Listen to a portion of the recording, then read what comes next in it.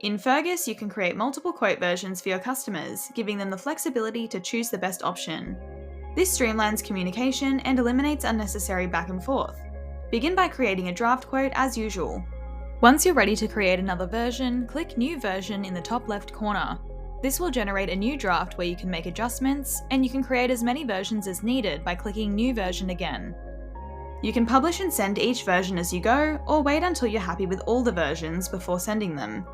To publish a version, simply click Publish in the top right corner and send it off. Your customer can review the options and accept the version they prefer. Only one quote version can be accepted for a job at a time. Need to review all versions? Click the version drop-down in the top left of the quote to see a list of all available versions. If a quote has already been accepted but the customer changes their mind, simply go to Versions, find the correct one, and click Accept this version. And that's it! With Fergus, sending multiple quote versions to your customer is simple and hassle-free.